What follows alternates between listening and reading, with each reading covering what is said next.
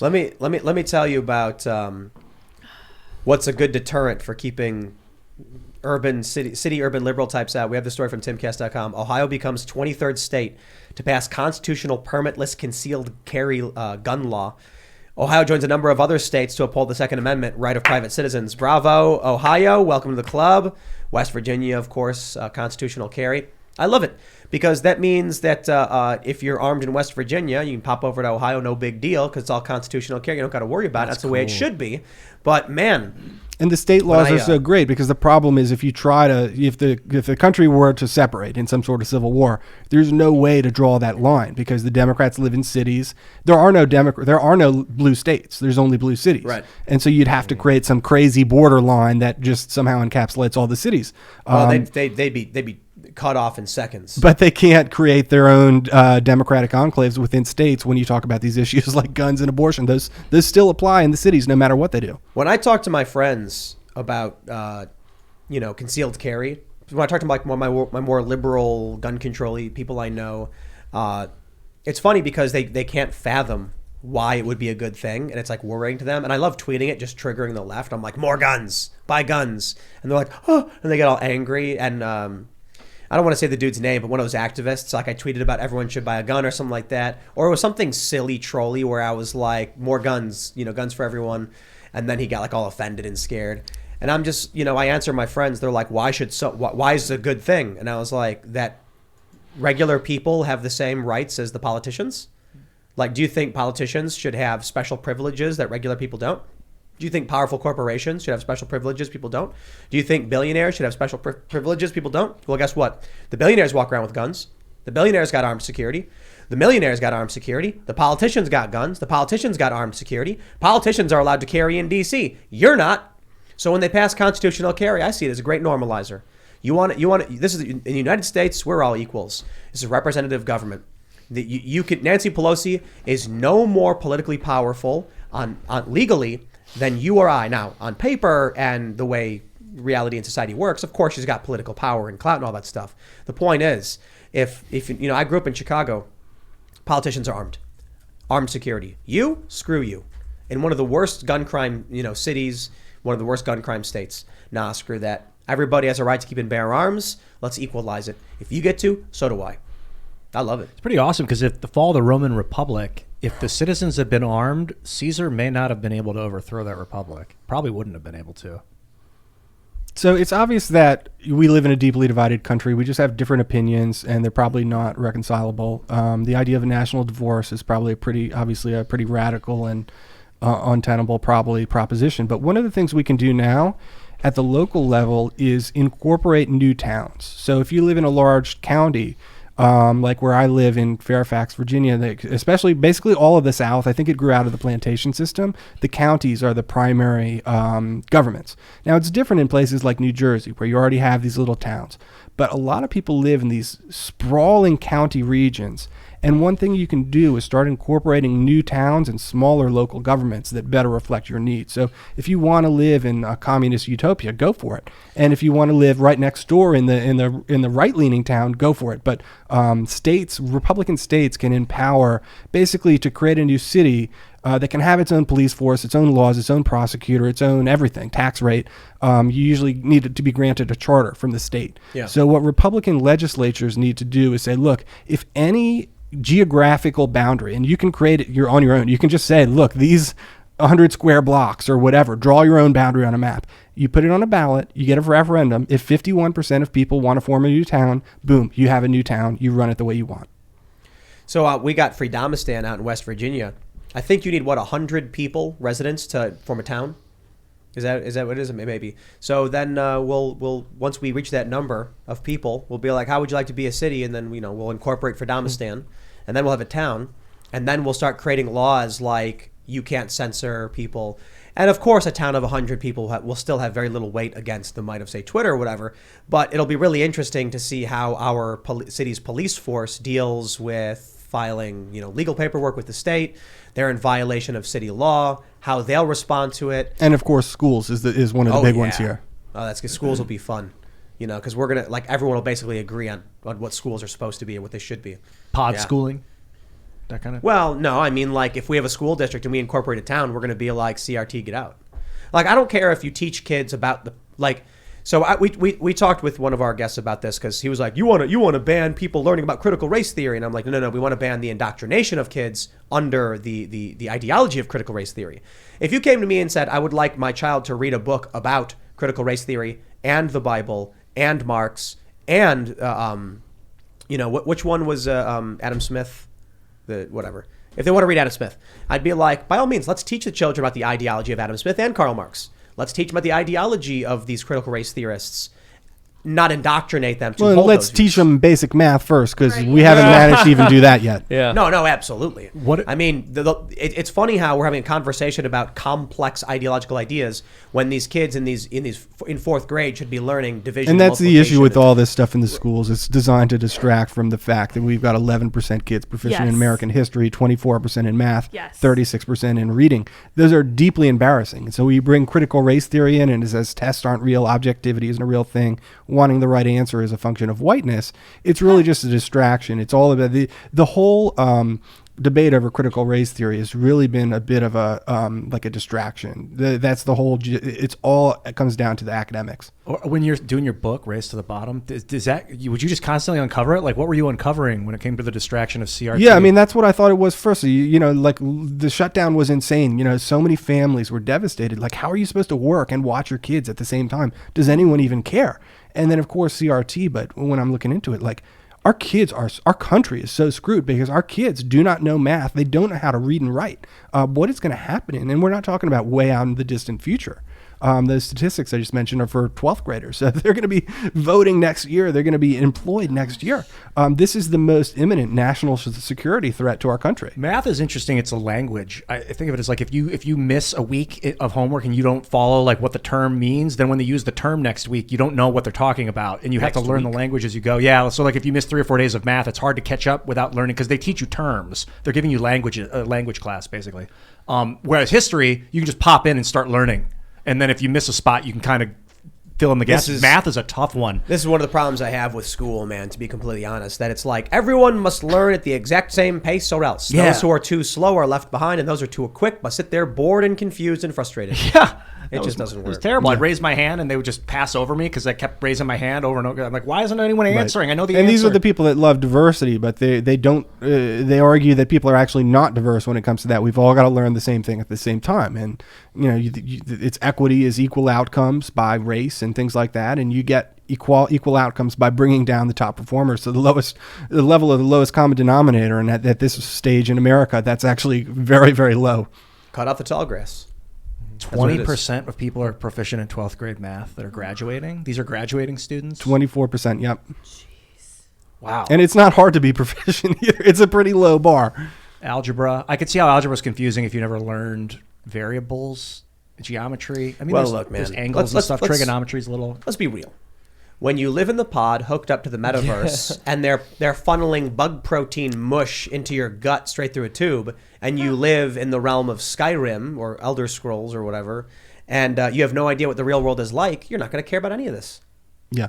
Have you guys ever talked about or heard about the philanthropic foundations, like the creepy history of the Ford Foundation and things like that? No. I think you'd be interested in that. Part of when I'm researching all this school stuff, CRT, I think it really comes from those foundations, which are like you're watching PBS and you'll hear, this segment brought to you by the MacArthur Foundation, or you go to like the art museum and it's like, oh, funded by, the Ford Foundation. It's like, okay, these are just some nice old rich people, whatever. Never thought about it before. These are the most important and secretive and creepy forces in American politics. They are so powerful. And they all collude. So you've got a bunch of billion-dollar organizations all working together. And so you think back to the early 1910s, you've got Carnegie, he's got a vertical monopoly on steel, Ford obviously doing the auto stuff. It's a bunch of monopolists. And Teddy Roosevelt comes along and trust busts. Monopolies are a bad thing. So the families all stash their money in these tax-exempt foundations that live in perpetuity because they're just spending the dividends. So they live forever. This wealth of these monopolists from 100 years ago is preserved forever in eternity. The thing is, okay, so they're all capitalists, and now the foundations are trying to overthrow capitalism, which is ironic. But they were also racist creeps. They were capitalist racist creeps from 100 years ago. And so you might have heard about the Kellogg brothers. I don't know. I think there's like a documentary about one.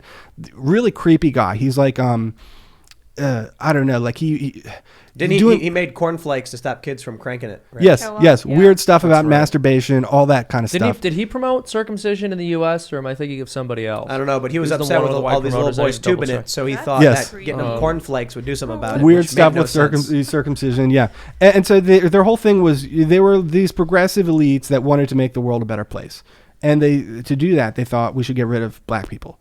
And so their thing was eugenics. And they lobbied, they got laws passed that you could sterilize defective people with mental retardation, and essentially minorities. They went over to Puerto Rico and they sterilized a third of the women over there so you couldn't reproduce Hispanic population into American citizens.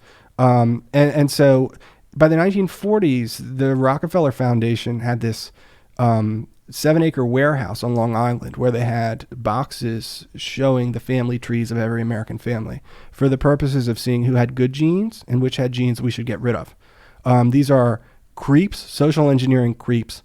Fast forward, they continue doing similarly racist stuff, and it kind of evolves with the time. It uses different language to hide it. Mm-hmm. So by like the 1990s, they're still trying to get rid of black people, but they're doing it through abortion. And so they're really targeting the black community for abortion. Anyway, so that's the history of they touch on a lot of aspects of life that I came across them through them pushing critical race theory in the schools and society at large. But I know it sounds like a conspiracy theory, but it's true.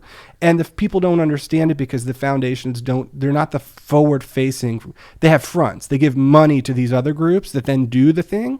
But it's not like they're just donating to groups that were already going to do that anyway. What they do is they'll say, well, we're looking to fund XYZ.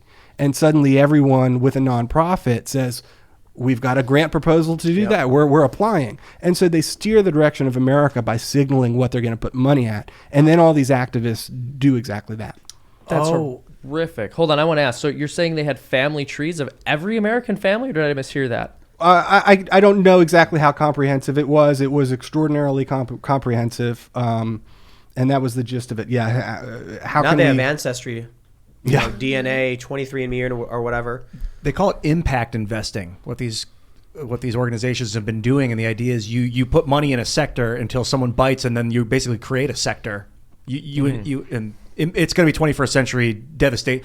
Impact economy is on its way. This is something Alison McDowell talks a lot about. It's definitely, you see it in YouTube where people will even just getting funded. Like you make a video about X gets more views. You might want to make another video about X. Yeah. Who knows where those views are bots or what? But somebody is giving you that impact. It's really, really easy to throw money behind a YouTuber that you like and allow them to keep doing it through the shadows.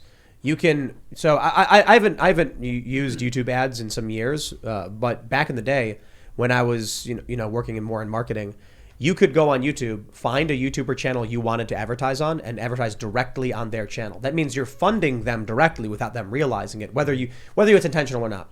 Maybe you're like, hey, I want to sell these Rock'em Sock'em robot things modeled after the Young Turks, so you'd put it on their channel so that their fans would buy it. That also means that you could buy garbage ads for no reason and just put $1,000 into their channel, which they get a portion of, I think 65 or 70%.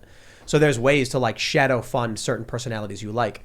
So it used to be that when it came to journalism, they wouldn't go to a journalist and say, do as you're told or else. They would find someone who already wrote lies and say, want a job? Nowadays, what they do is they find YouTube channels that fit the agenda or what they like, and they make sure the advertising money is going good for them, and they don't realize that these YouTube channels that are doing well don't realize they're actually being funded by these organizations. Mm-hmm.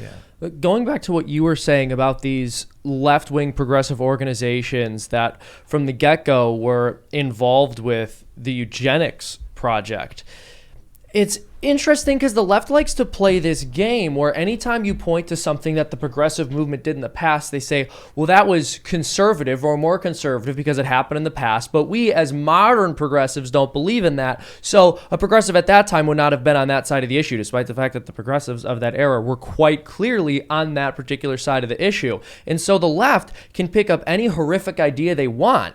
And when it turns out to be a complete disaster for everyone, instead of losing any credibility, they just get to say, well, no, we're forward thinking, so we tried that, it didn't work. But that's completely missing the point. We have to be careful about which new ideas we're willing to try out, because they can be absolutely disastrous if you haven't vetted them properly. And it's no mystery that many of the most horrific tragedies to befall humankind in the 20th century were a result of progressive thinking. Especially centralized thinking. Centralizing eugenics is massively dangerous. I understand like the idea of finding a spouse that you want to procreate with, and that's a form of eugenics. Like you're choosing your bloodline stuff. So that's okay. That's not too far. But when you become the authority and you're like, I want these people to have sex with these people and these people never to have kids, that's danger. Because who's in making that call? You should watch Attack on Titan. Oh, I haven't seen it in the past, and I think you might be right. It's the best series of all I hear time. a Jordan Peterson AI told people to watch it. Yeah, so someone kept super chatting us. Jordan Peterson said to watch Attack on Titan. And so I was like, I hear good things, I'll watch it. And then I did. If you're interested in the idea of eugenics, if you're interested in the idea of white privilege and critical race theory, you're critical of these things, seriously watch Attack on Titan. It's crazy because it's an anime. And my only real understanding of the show was like, oh, it's about... There's this one last city with 3 big walls that keep out giant humanoid monsters that eat people called Titans. And there are people that have these like rope systems that allow them to move around really quickly and use swords to kill giant monsters. Yeah, I like anime. You know, Full Metal Alchemist was pretty awesome. I was a big fan of Naruto. But I was like, maybe I'll watch it. Then when I heard the robot, Jordan Peterson robot, tell me to watch it in the super chat, I decided to watch it. Then I realized it's actually a political thriller that touches on the ideas of eugenics, of ancestral sin and oppression and white privilege, and it tackles all of these ideas. Man, it's good stuff. And war, when there's like warring countries, and then there's one little girl and she's like, you people are evil, your ancestors oppressed us, you have any idea how many people you've murdered, your family deserved to die? And the other girl goes, my mom didn't do any of those things, she never hurt a single person, why was she killed? I'm just like, if Jordan Peterson did watch it, he really would tell people to watch it, because like the white privilege element of it and the authoritarianism, I was like, man, it really is a good show. Plus, there's giant humanoid monsters that fight each other, so you get that. Cool. Yeah, That's a spectacle. Cool. Yeah. But it's really interesting to hear you say it that way. I mean, they essentially, the far left views conservative as just a different word for bad. Yes. So when they do bad things, they were being conservative, even if they were explicitly doing them in the name of progressive ideology, which they were. I mean, back in the 1910s, there was this sense of, what do you call it, noblesse oblige. The rich people, they wanted to use their wealth to make the world a better place, and they had this trust in science, which became social science. And so they started doing these weird studies. And so the Ford Foundation wiretapped a jury room in a major criminal trial and illegally spied on Americans. And they made a little spreadsheet and wrote their little PhD-style paper on why essentially we shouldn't have juries in America because people are stupid. And so these are a bunch of, college professor types that think they know better than everyone. There's this, that's really the progressive ideology, is that we know better. If we could master plan everything, the world would be a better place. And so that's really what the eugenics came from. And there was no moment. I mean, I would maybe buy it if they said there was some moment where the foundation shifted from conservative to liberal and we apologized and there was this transformation. But you can go through every decade. They do the same thing. In the 60s, they went into New York City and they had this idea that we should have segregated schools in the black neighborhoods. And they said, well, really what we want is integration, but the blacks are going to have to prove that they're capable of living in our society first. And so they use that bizarre logic to actually take New York City backwards and create segregated schools. And they had them do very similar stuff to what we're doing in the schools now, where it's all like self-directed learning. No one's actually sitting them down and actually teaching things. And so the result was predictable. Like the kids did horrible. They pitched it like these poor kids in Harlem are going to be reading James Joyce because they choose to. That's not what happened. The schools failed. And they blamed the Asians somehow. And the Asians had nothing to do with it, but they blamed them. And so their excuse was, look, we're the liberal Ford Foundation. We wanted to integrate New York City, but we had to do the opposite and segregate it. Yeah. And so now you have critical race theory where they're saying, showing up on time and working hard and determination and doing homework. Those are all not part of black culture. They're white attributes. It's the exact same thing. There was no reckoning. There was no shift from conservative to liberal. The language has changed, but the result is the exact same. It's the perpetuation of this elite status quo. And, the surest way to keep, a black underclass in place is to make sure they don't learn basic academics. Mm-hmm. Wow. Extremely well said. Extremely well said. Have you written about these foundations extensively? Because I would love to read more about this. This is that's part of my book, Race to the Bottom. And Okay. it's a book about schools, but it's one of those things you start looking into schools and you go down this rabbit hole, like everything. So there's this, there's a million, because people think it's all about Loudon, and that's like one of the weirdest things. I just wrote about Loudon because that's where I live, right? I mean, there's other reporters that happen, they did the same thing. We're all just being lazy, honestly, and looking at our own school district because it's easiest. The schools, the problems are everywhere, and there's a nationalizing element to it, right? There's 13,000 school districts. How is the same weird stuff happening in all of them? Mm-hmm. And that's where I came upon the foundations. Yeah, well, and the interesting thing is that even in red states, in places like West Virginia, we're seeing school boards get taken over by woke cult members. Mm-hmm. And what happens is when they run for school board, they don't say they're Democrat or Republican, they lie, or they just keep it under wraps. Oh, we're going to teach your kids, and then as soon as they get in, it's wokeness. Yeah, it's interesting. You were being a little bit self-deprecating, and you said you looked at your own school system because that was easier and you're being lazy. But I would argue that that's exactly why we need to have a system which encourages people looking at their own system and what's local to them, because it is easier to solve problems on the local level. But for whatever reason, we've really spread a way of thinking throughout our culture that you have to be paying attention to what's happening in every other part of the country except for yours. Yeah, and I mean, a couple of back in 2019, I mean, I spent my career as a DC journalist, and I thought I'm like at the in the center of it, covering Congress, covering all this important stuff. And I realized like local government is actually more important. So I just straight up quit my job and started focusing on this local stuff because no one was paying attention to it. And that gives, and honestly, it's a little silly that a lot of us in America sit around and talk about our opinion of the president and things like that when we can't really have much of a say, like the average Joe.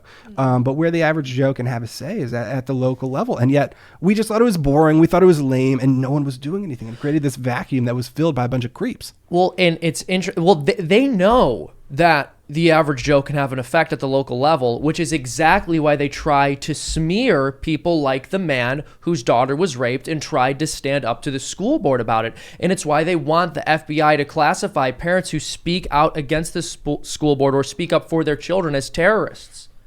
Did that dad make a mistake by getting angry and screaming? Who couldn't?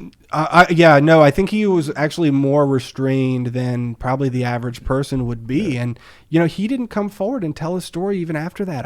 It wasn't until I called him, and he tried to have faith in the system, but the prosecutor wound up trying to put him in jail for disorderly conduct. And this is a BLM Soros-funded prosecutor who ran on a campaign of, she let an attempted murderer out the week before.